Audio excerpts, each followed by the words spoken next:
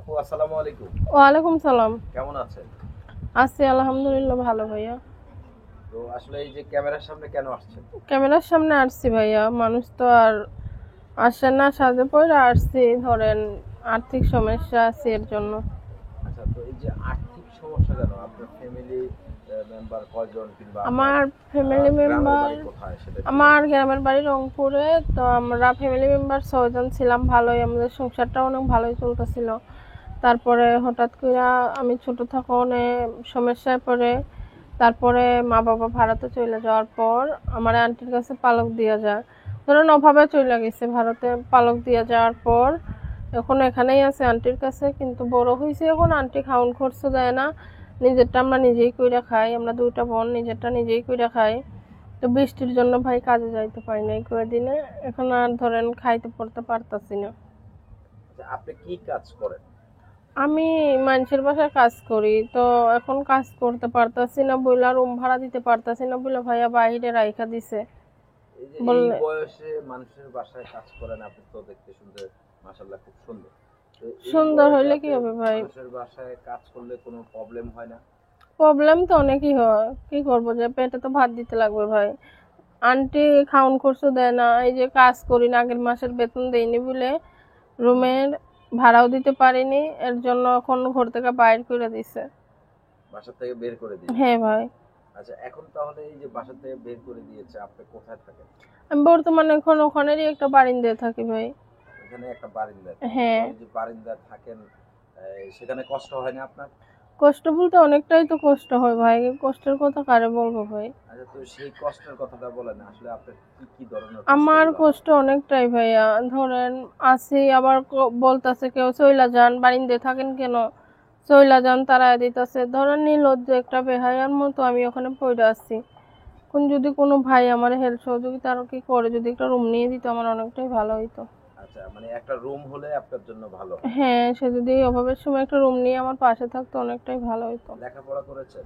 হ্যাঁ, 7 পর্যন্ত 7 লেখাপড়া পর্যন্ত করছি। করেছেন? আর আরবিতে আল্লাহ কোরআন শরীফ পড়াইছিল ভাইয়া, কিছুদিন আগেও পড়তে চাইছি, কিন্তু একটা মহিলা মাসে 1,000 টাকা করে চাইছে, এর জন্য আমি পড়তে পারি নাই।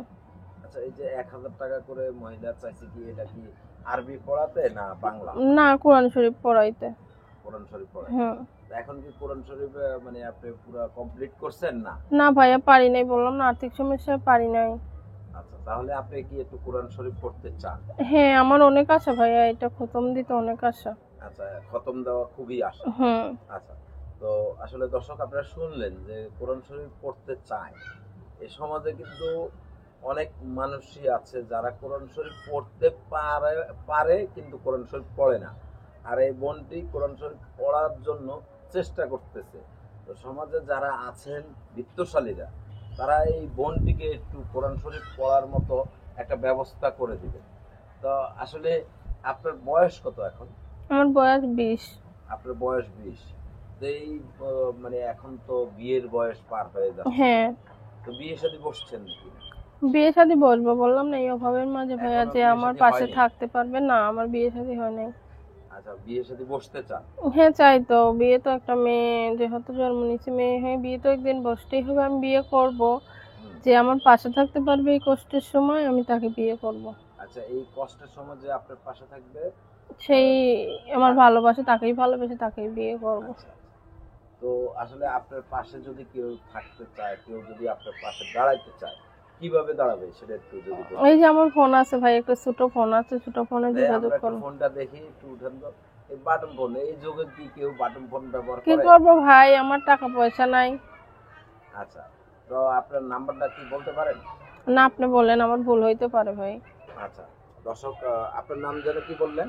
আমার নাম সৌমি ভাই। সুমি। হুম। দর্শক, আমরা সুমির ফোন নাম্বারটা বলে দিচ্ছি। আপনারা তাকে একটু একটা কোরআন শরীফ পড়তে চায়, যেন সে পড়তে পারে সেরকম একটা ব্যবস্থা করে দিবেন। আর বিয়ের সাথে দায়িত্ব ইউটিউব কর্তৃপক্ষ নেয় না, আপনারা তাদের সাথে সরাসরি কথা বলে নেবেন বিয়ের সাথে বিষয়। কেউ প্রতারিত হবেন না, এই বোনের সাথেও কেউ প্রতারণা করবেন না। তো আমরা ফোন নাম্বারটা বলে দিচ্ছি: 013353780604। এই নাম্বারে আপনারা এই সুমির সাথে যোগাযোগ করবেন। সকলে সে পর্যন্ত ভালো থাকবেন। যারা দেখছে আপনার ভিডিওটা তাদের উদ্দেশ্যে কিছু বলার আছে? তাদের উদ্দেশ্যে বলি, দেশি প্রবাসী ভাই ফোন দিবেন, কেউ আমার খারাপ কথা বলবেন না। পারলে গরিব মানুষ 2টা টাকা হেল্প সহযোগিতা করবেন, আর না পারলে না করবেন ভাইয়া। তা আমার কেউ খারাপ কথা বলবেন না, এটাই। ঠিক আছে, তো আপু ভালো থাকবেন। আসসালামু আলাইকুম। ওয়ালাইকুম সালাম।